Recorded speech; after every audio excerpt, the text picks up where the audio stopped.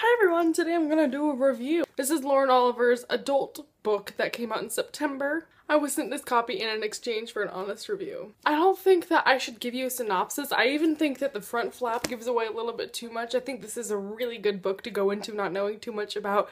But I will say it's about a man who dies and his family and his ex-wife goes to his house and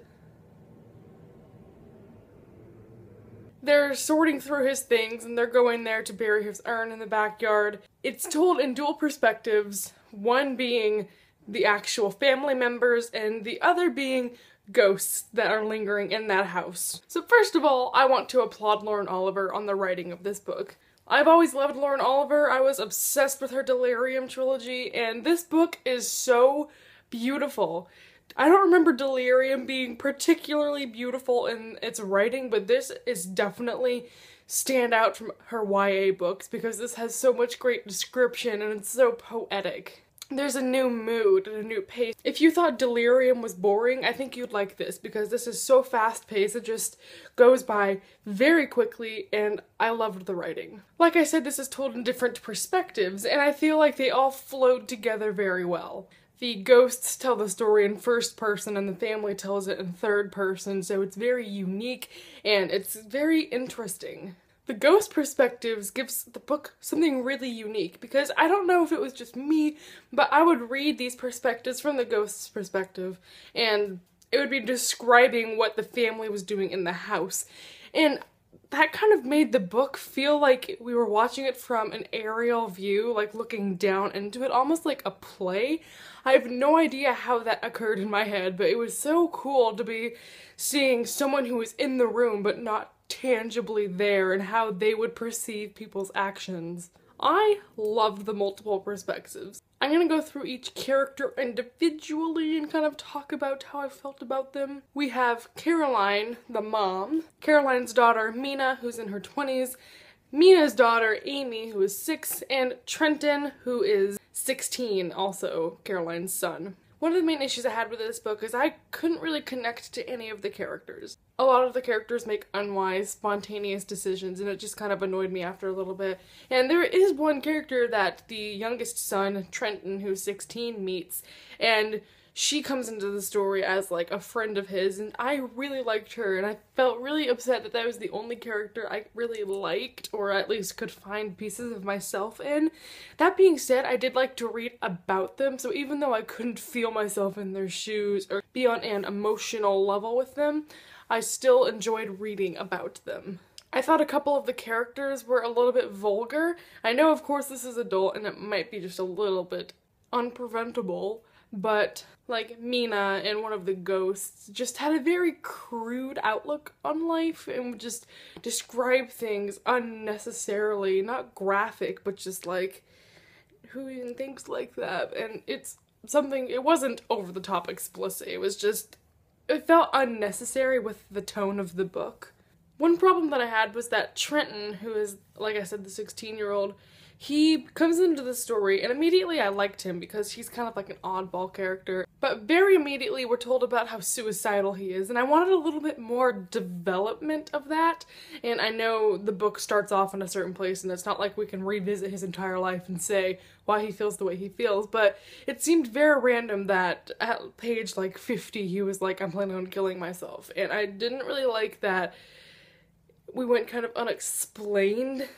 I mean, we did get some explanations on how he's been bullied, but again, I wish that we just had a little bit more development with the characters. But now that I'm saying that out loud, I realize we do get a lot of backstory. We get a lot of flashbacks to their childhoods and different things they would do with their father and all this explanation. But my number one problem with this book was that it seemed just kind of pointless in the end. It wasn't really a mystery, it wasn't really a romance, it's definitely not a horror book.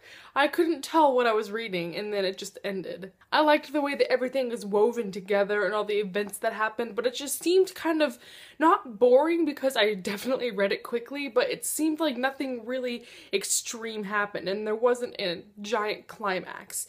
It tries to be a mystery at some point, and that aspect of it was totally not predictable, which I applaud. But then again, the mystery isn't the focus of the plot, so it seemed a bit random and even when the mystery was solved, you realized you didn't really care about it that much. Or at least I didn't. But like I said, I couldn't put it down. And I have to say, this book has a lot of flashbacks in it. Well, not a lot of flashbacks, but you do get a ton of explanation of the house's history and how the children grew up in the house and stuff like that. I'm typically a person that if it starts to flash back on something, I'm like, no, and I skip because I hate reading flashbacks.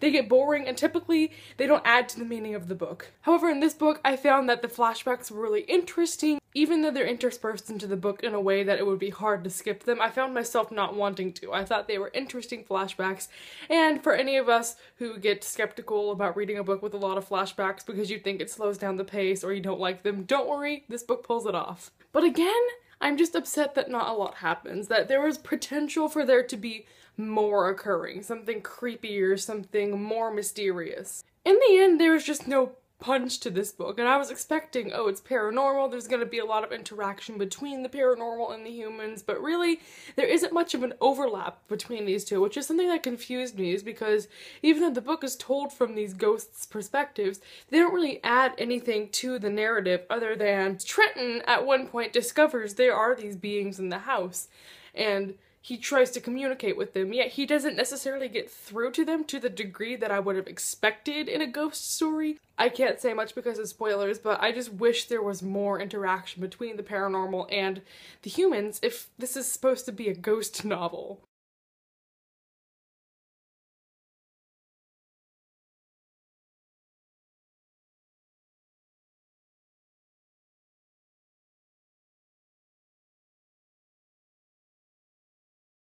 Just an overview, I thought the writing was beautiful. It went by very quickly. It could be a little bit unnecessarily explicit in some parts. It's definitely not disgusting or bad. I think just part of me is like, Lauren Oliver is such a sweet, innocent YA author, then realizing that she is writing more mature things now.